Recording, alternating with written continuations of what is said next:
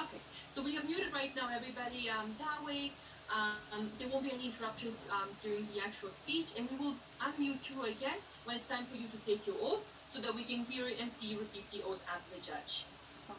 Hi, my name is Anna. I'm the ceremony clerk, and with us we have our judge, Judge Rani is there. She will preside over the ceremony. Before we officially open the ceremony, I will give you a few instructions. If you have a cell phone beside you, kindly ensure the cell phone volume is lowered so that we don't have any interruptions during the oath taking. You can sit for this video ceremony. You do not need to stand at any point, and please do not take any pictures or record the ceremony. You'll have a chance to take a picture with Judge Steer at the end of the ceremony in a private breakout room. Do you have any questions for me before we officially open the ceremony? No. No, we're good to go? Good. Awesome, thank you so much. The citizenship ceremony is now in session.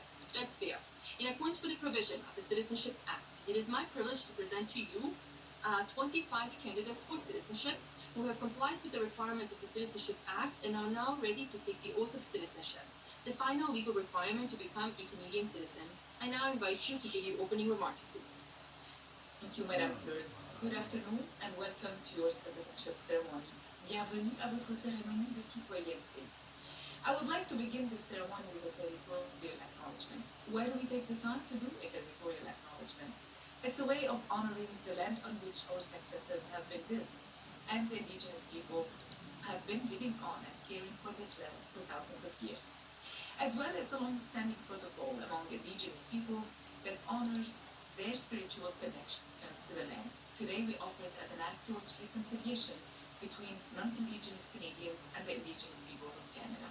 I acknowledge that the land on which I'm presiding over this citizenship ceremony is a traditional territory located in Montreal, Quebec, near two Mohawk communities, Kanesatake and Kanawagi, where long before the arrival of the first immigrants, different Indigenous peoples interacted with each other. We acknowledge the enduring presence of the Indigenous peoples with whom we share this land today, their achievements, and their contributions to our community. Each June, Canadians celebrate National Indigenous History Month. It is an opportunity to celebrate the heritage, diverse cultures, and outstanding achievements of First Nations, Inuit, and Métis peoples in Canada. The recent tragic locating of children's remains near former Indian residential schools is a painful reminder of what Aboriginal children endured at the Indian residential schools that operated in Canada from 1831 until as late as 1996. An estimated 50,000 Indigenous children were removed from their families, communities, and cultures and placed into residential schools. Many were subject to physical, emotional, and sexual abuse, and sadly, thousands of Indigenous children died while attending residential schools. It's important to acknowledge the legacy of the residential schools to fully understand the devastating effects they have had and continue to have on Indigenous peoples and their communities, and ask Canadians to commit to moving towards reconciliation with Indigenous peoples in Canada. I invite you all to consult the report of the Truth and Reconciliation Commission to learn more about the history of our country. In a few minutes, you will be sworn in as Canadian citizens, an extremely significant moment that culminates a long journey during which you adapted in your country. And you had probably to adapt yourself to a new life, a new culture, maybe a new language, but definitely a new climate. Many of you came here from great distances and probably left behind families, friends, and memories. You came here for an adventure towards the unknown, in a quest of a new existence, striving for a better life. Despite obstacles facing you, you continue to make your immigration and integration succeed. On the one hand, to show the whole society that you are not a burden and that you intend to contribute to the advancement of the country. And on the other hand, to prove to yourself that you made the right choice to be here. If I allow myself to say that, it's because I've been through this process myself. And I remember how proud I was the day I became Canadian citizen. I was proud of my achievement, proud of having adopted a country with which I share the same values. A country that respects and protects all rights and freedoms of each and every one of its citizens. In Canada, all citizens are equal before and under the law, regardless of their origin, race, skin color, social class, beliefs, sexual orientation, or gender. We all have freedom of thought, freedom of speech, freedom of religion, and freedom of peaceful assembly. As Canadian citizens, you have the right to vote, or if you wish to run as candidates in municipal, provincial, and federal elections. You are free to live and work in any province or territory when the lockdown is completely over. As for the official languages, as you all know, Canada has two, English and French. You have the right to be served in the official language of your choice when doing business with the federal government. By living in Canada, you and your family have the opportunity to learn both official languages, English and French, and I strongly encourage you to do so to experience all of Canada has to offer. Canadian citizenship also comes with responsibilities such as obeying the law, serving your own needs and those of your family, being on a jury when you're asked to do so, and voting in elections. We have also the responsibility to protect our environment and our heritage in order to preserve a better place for future generations. As Canadian citizens, we should also remember that thousands of brave Canadians have fought and died for these rights and freedoms. The commitment to Canada of our men and women in uniform should never be forgotten. To conclude, I would like to tell you that we may not be a perfect country, but we try our best to make a good living to all Canadians and make Canada and the world a better and safer place. To do so, we must set aside our differences and take advantage of our diversities and all join our efforts towards the needs of our country. Speaking of differences and diversities, June is Pride Month in Canada and around the world to raise awareness of the human rights violations that lesbian, gay, bisexual, transgender, queer, intersex, and two-spirited people everywhere face, and to support and celebrate gender and sexual orientation diversities. Today, Canada proudly protects LGBTQI2+ communities against discrimination through our human rights documents, the Canadian Charter of Rights and Freedoms, and the Canadian Human Rights Act. So please remember that the future of our country and our beautiful Canadian values that we will teach our children and leave to the future generations depend not only on the work of each and every one of us, but on the work of all of us together.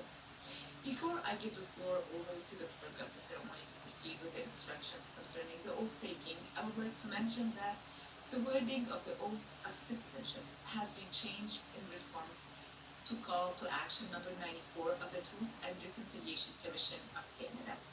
The new wording includes references to Canada's constitution and the Aboriginal and treaty rights of First Nations, Inuit, and Métis peoples. It's an acknowledgement that as Canadians, we share a responsibility to respect and affirm the rights of Indigenous peoples. It allows new Canadians to fully appreciate the role of Indigenous peoples in Canada's past, present, and future. The changes to the oath of citizenship are an important and necessary step in advancing reconciliation with Indigenous peoples in Canada. Meaningful reconciliation will require consistent and sustained commitment by all Canadians. Over to you, Madam Clerk. Thank you, Judge Steer. We will now proceed with the oath of citizenship. All candidates who are 14 years of age or older are required to take the oath. If there's any doubt that you have taken the oath, you will not obtain your Canadian citizenship certificate. Children under the age of 14 do not have to repeat the oath, but may do so if they wish. It is necessary that you repeat the oath in English or French or both after Judge Steer.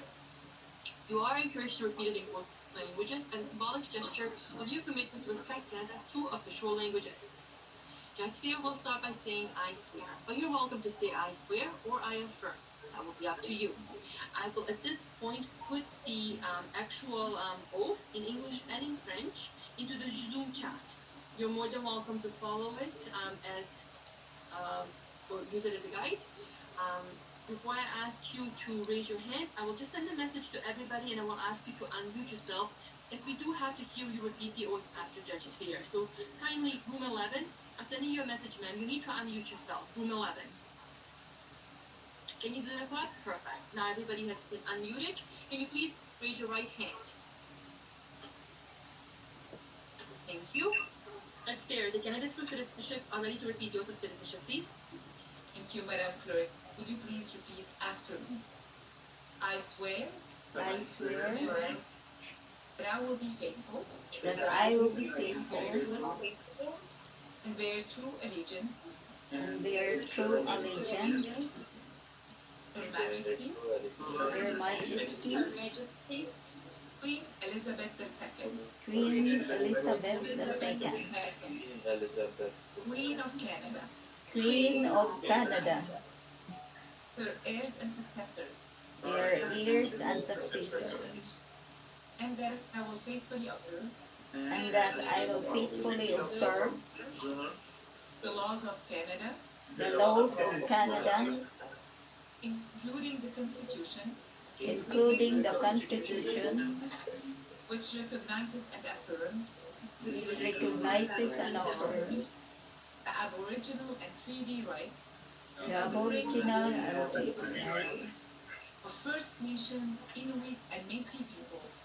of First Nation, Inuit, and Métis people, people, and fulfill my duties and fulfill my duties as a Canadian citizen. as a Canadian citizen. Je jure Jure que je serai fidèle et porterai et porterai sincère allégeance sincère allégeance à Sa Majesté, à Sa Majesté, la Reine la Reine Élisabeth II, Elizabeth II, Reine du Canada, Reine du Canada, y compris la Constitution, y compris la Constitution, qui reconnaît, confirme confirme les droits ancestraux les droits ancestraux ou issus du traité issus du des Premières Nations, des Inuits et des Métis,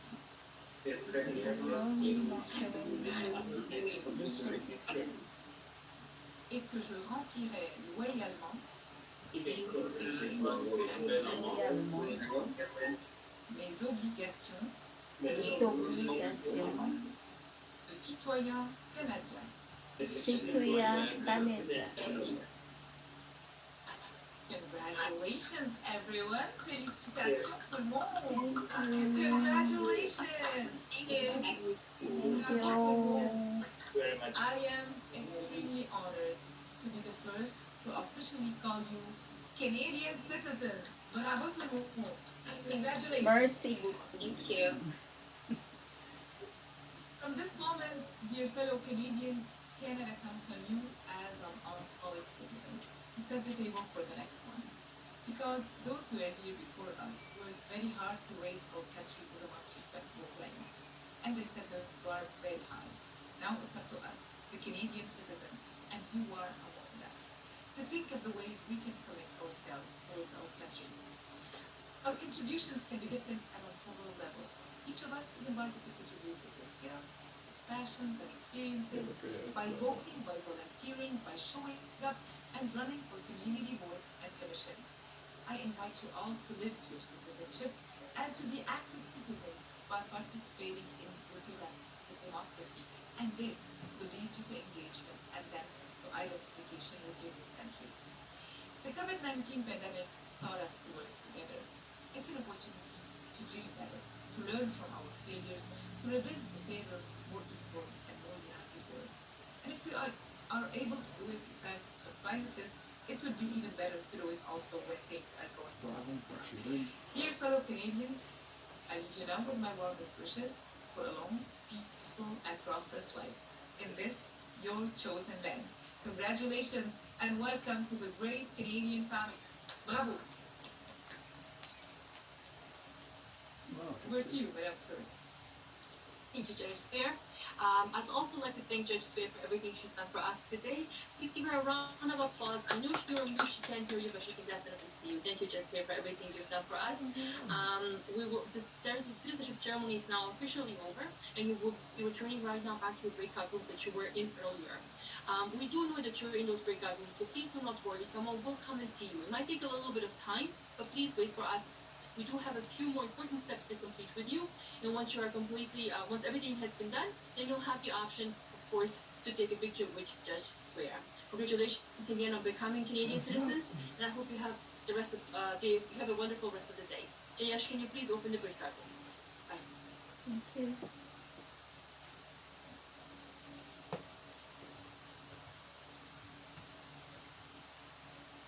Can I have, for the picture?